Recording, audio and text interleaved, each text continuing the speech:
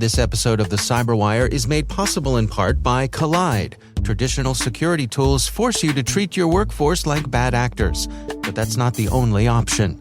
Collide is endpoint security that knows that employees aren't your biggest risk, they're your biggest allies. Collide works by notifying your employees of security issues via Slack and giving them step-by-step instructions to resolve them. Collide is built for teams that Slack, and it works across Mac, Linux, and Windows devices. You can meet your security goals without compromising your values. Visit collide.com/CyberWire Daily to find out how.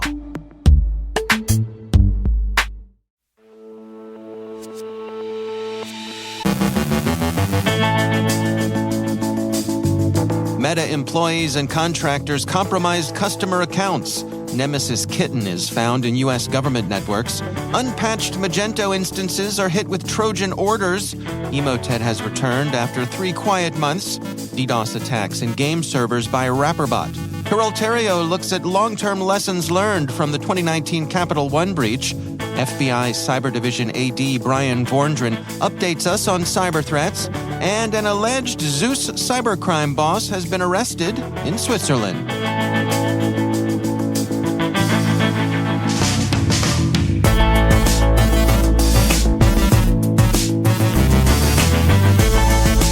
From the CyberWire studios at Data Tribe, I'm Dave Bittner with your CyberWire summary for Thursday, November 17th, 2022.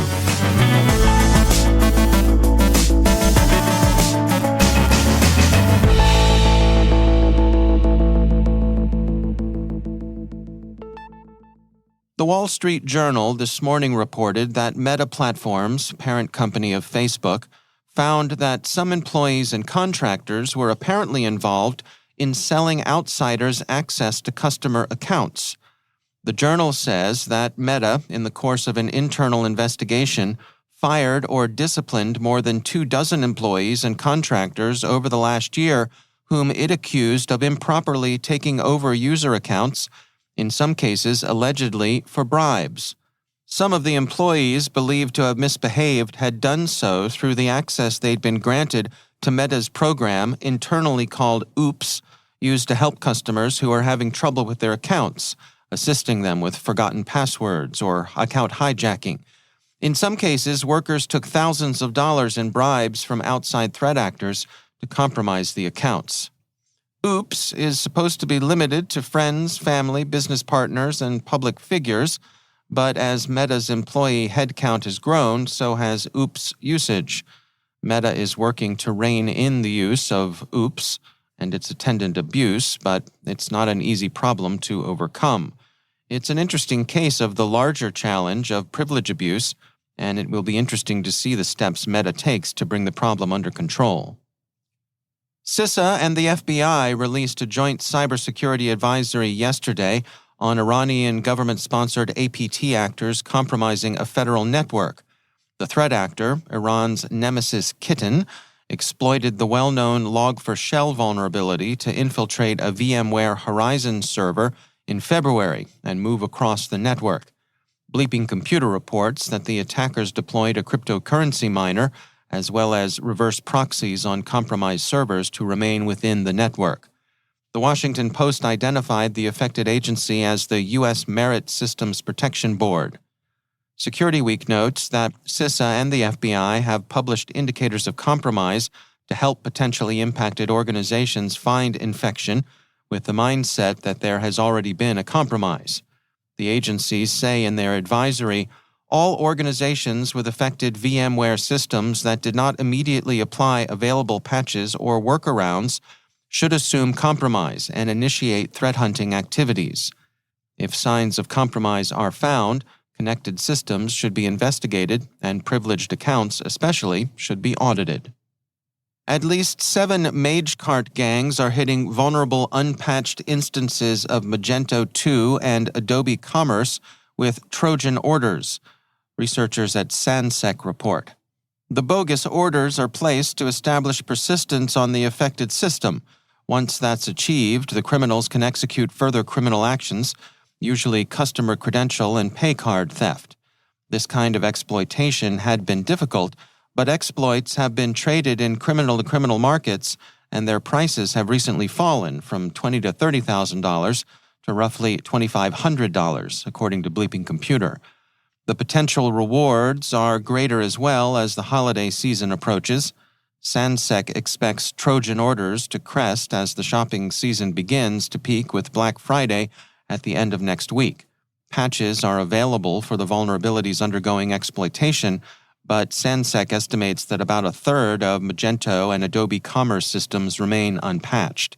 And even in some patched systems, attackers may have achieved persistence before the patches were applied.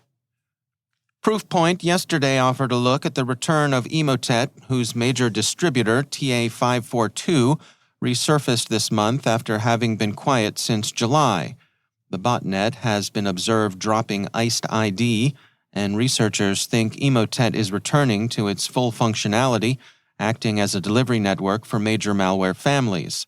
The botnet's targets have been widespread, with high volumes of spam hitting the United States, the United Kingdom, Japan, Germany, Italy, France, Spain, Mexico, and Brazil. The researchers conclude, overall, these modifications made to the client indicate the developers are trying to deter researchers and reduce the number of fake or captive bots that exist within the botnet. The addition of commands related to iced ID and the widespread drop of a new iced ID loader might mean a change of ownership or at least the start of a relationship between iced ID and Emotet. Game servers have been the target of activity by RapperBot, Fortinet's FortiGuard Labs researchers report. DDoS attacks have been detected in game servers.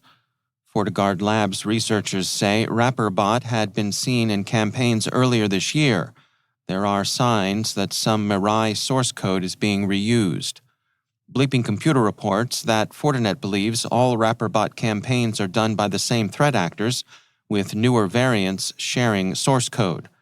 Reportedly, the C2 communication protocol is the same. Credentials used have been the same since August 2021, and there are no signs of campaign overlaps. And finally, we've all heard, and heard a lot, about the general surprise aroused by Russian cyber operators' failure to show up in Moscow's hybrid war against Ukraine. The latest comment on this, if you'll indulge us for a moment, came this week from the U.S. Deputy Assistant Secretary of Defense for Cyber Policy, Mike Uyang, who observed to the Aspen Institute that Moscow's cyber operations have underperformed pre-war expectations. The Hill quotes her as saying, "I think we were expecting much more significant impacts than what we saw. I think it's safe to say that Russian cyber forces, as well as their traditional military forces, underperformed expectations." She thinks that the evidence shows Russia to have been unprepared for an unexpectedly protracted war. But the hoods on both sides of the Russo-Ukrainian border have managed to stay in the news.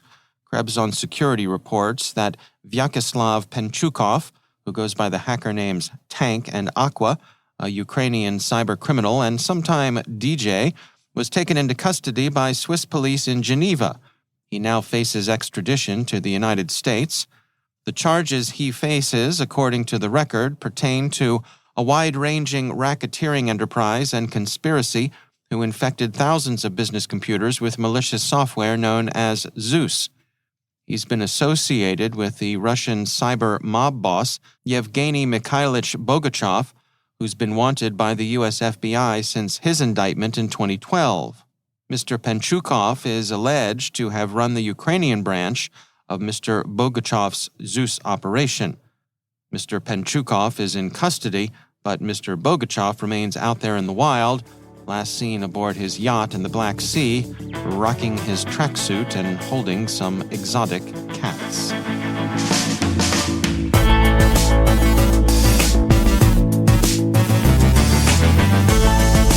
Coming up after the break, Carole Theriault looks at long-term lessons learned from the 2019 Capital One breach. FBI Cyber Division AD Bryan Vorndran updates us on the latest cyber threats. Stick around.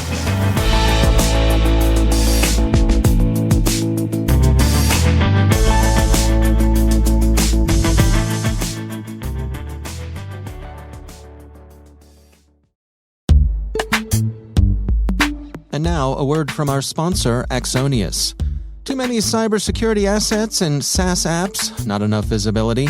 Enter Axonius. The Axonius solution correlates asset data from existing solutions to provide an always up-to-date inventory, uncover gaps, and automate action, giving IT and security teams the confidence to control complexity. Visit axonius.com/cyberwire to learn more and try it free. That's axonius.com/cyberwire. And we thank Axonius for sponsoring our show.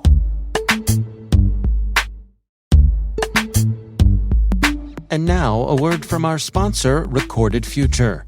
Staying one step ahead of the rapidly evolving threat landscape requires a constant flow of daily intelligence. To stay up to date on everything happening in the world of cybersecurity, join over 50,000 other security professionals who subscribe to the Cyber Daily. With daily email updates on the latest cybersecurity news, top threat actors, exploited vulnerabilities, suspicious IP addresses, and more, the Cyber Daily is the first thing security professionals check every morning. To learn more and subscribe for free, go to recordedfuture.com/cyber-daily. And we thank Recorded Future for sponsoring our show.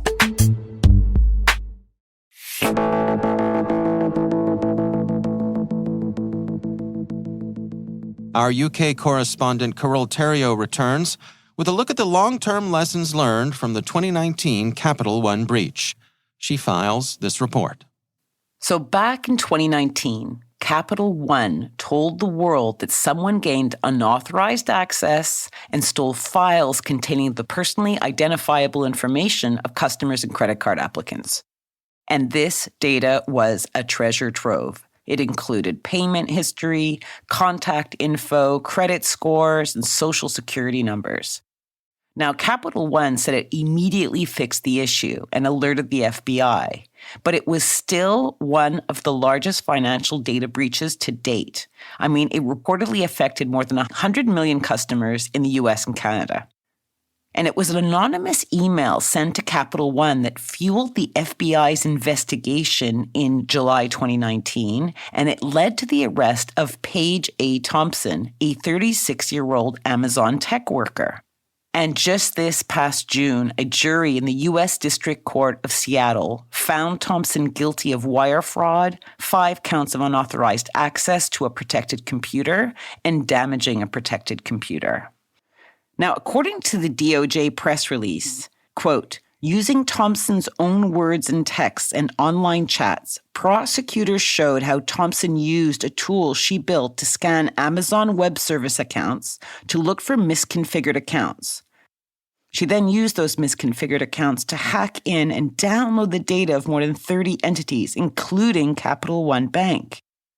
With some of her illegal access, she planted cryptocurrency mining software on new servers, with the income from the mining going to her online wallet.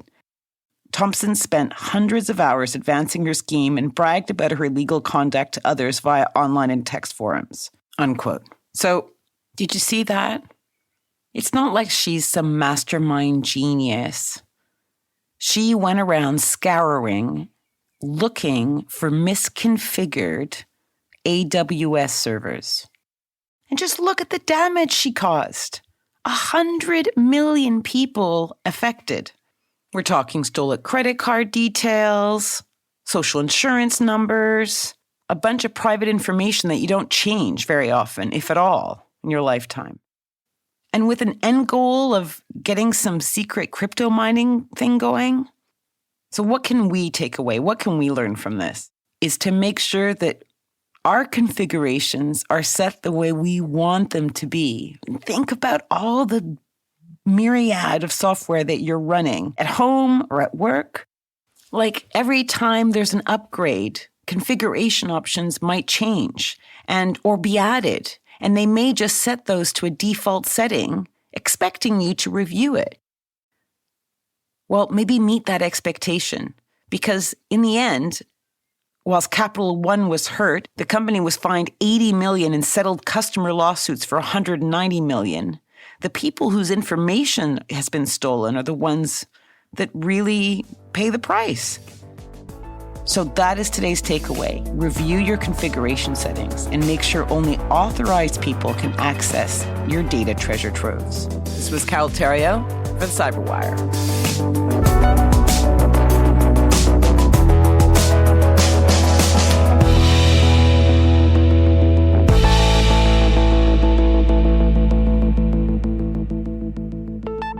And I'm pleased to be joined once again by FBI Cyber Assistant Director Bryan Vorndran.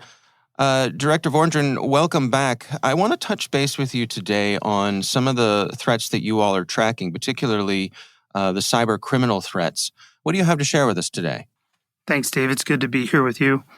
You know, specifically towards ransomware, the criminals behind ransomware attacks are almost wholly based in Russian-speaking countries.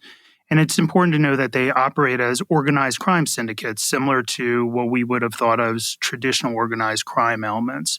Quite frankly, they're fantastic entrepreneurs and have successfully lowered the barriers of entry through ransomware as a service, and I'll explain what that means here in a minute. But there's really four key services to their business model. One is infrastructure, the second is communication, the third is malware, and the fourth is obviously transactional currency. But specific to the malware key service, very, very highly skilled malware coders are developing more and more sophisticated malware. And they have what we refer to as affiliate model. And that affiliate model allows less technically skilled criminals who are obscured from the enterprise or who are obscured from these heavily skilled malware coders. And those affiliates deploy their sophisticated malware for their personal gain, and then they pay a percentage of their proceeds back to the highly skilled malware coders. So it really does cordon off the most talented enterprise leaders from the affiliates, and they're essentially on a lease model for their malware. It's a very, very productive model for everybody involved, but all of those people involved are obviously criminals. You know, as you know, ransomware is an attack on the availability of your systems and data. And an organization's goal should be to prevent these attacks. It's not about detection and eviction. It truly is about prevention. And those prevention efforts should be commensurate with acceptable downtime. And those acceptable downtimes need to be made at the organizational level. So if an acceptable downtime is, for example, 1 day, increasing prevention efforts should be a high priority.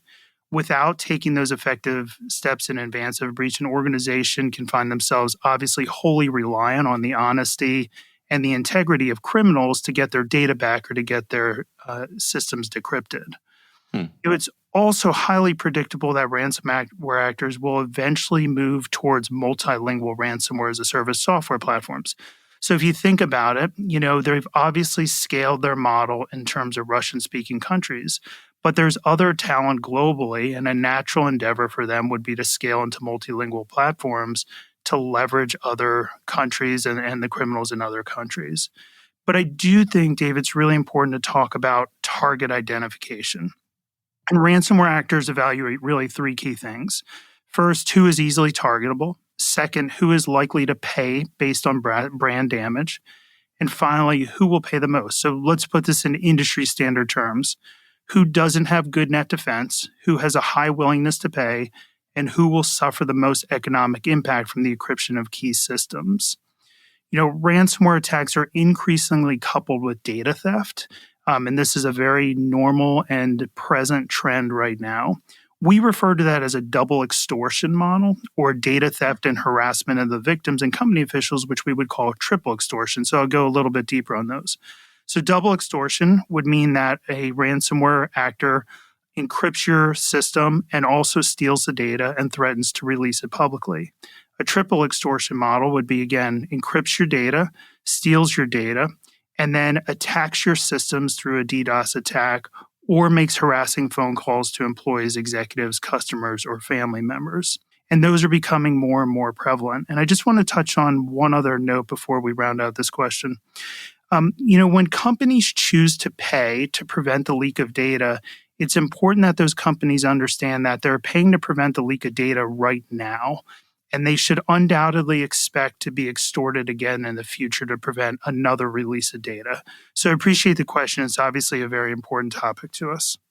Can you give us some insights on ideal interactions between you and your colleagues there at the agency. When someone comes to you and says, we've been a victim of ransomware, how does that work?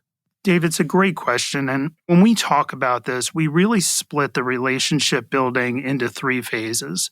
And those phases are before an intrusion, during an intrusion, and after an intrusion. And that before the intrusion phase is the most important, because it's then that we build trust with an organization, whether that's a nonprofit, a for-profit, or an education institution, or anything else. It's important to build trust, but it's also important to set expectations.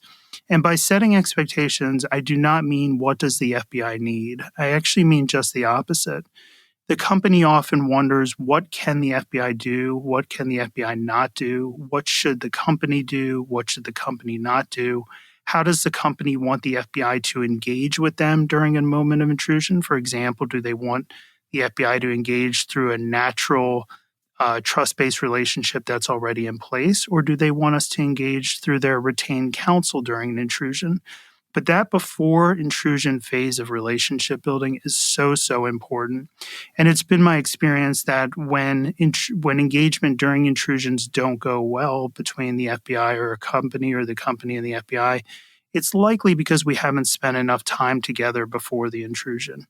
But during the intrusion, our message is very simple. We're there to help. That opens the gateway to the Bureau's resources. We can open the gateway to the U.S. government resources. We've been asked to help with media in the past during an intrusion, and we're happy to do that. We've been asked to do a host of other things that are not technical, and we're happy to do that. But at the end of the day, there is information, intelligence, and evidence that a company likely has as a result of their intrusion, and we would hope that there would be a sharing of that at an appropriate time. It's very seldom that we need all that right away. There is a need to quickly share virtual wallet information and things of that sort, because that's tactical and tangible intelligence that we can move on. So hopefully, Dave, those give you and your audience some thoughts on what that engagement would look like. And from a practical level, is this a matter of reaching out to your local FBI field office? It really is. It really is. Probably the biggest strength the FBI has is 56 field offices, 300 different resident agencies. And so we do have people everywhere. And we would really encourage your audience to get in touch with their local FBI field office and at least introduce themselves to the right folks on the cyber squad in that field office, so that should something happen, those relationships are already in the process of being built. All right. Well, FBI Cyber Assistant Director Bryan Vorndran, thanks so much for joining us.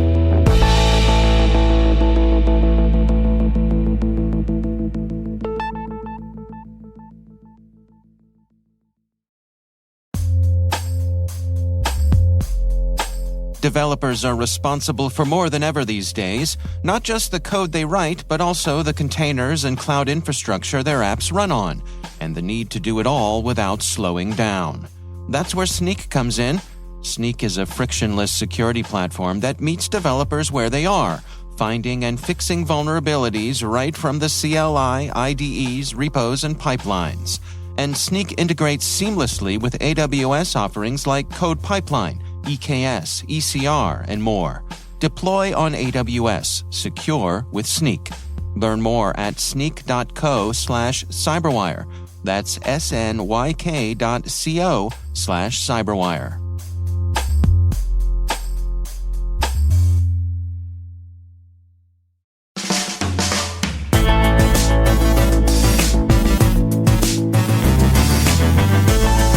And that's the CyberWire. For links to all of today's stories, check out our daily briefing at thecyberwire.com.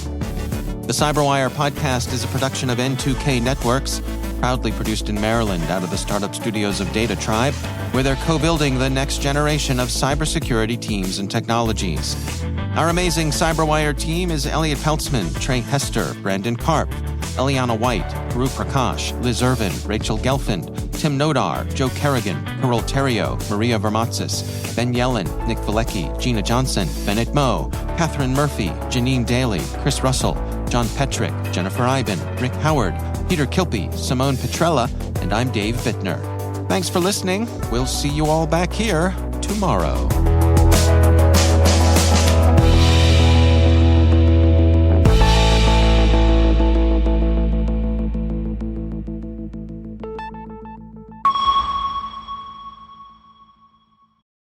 Never miss a thing with CyberWire Pro. Stay cyber aware by getting access to all our public podcasts ad-free, as well as our exclusive CyberWire Pro podcasts, briefing, articles, and events by becoming a CyberWire Pro subscriber. Get actionable reporting, analysis, and insights on global events occurring in the cybersecurity industry at your fingertips.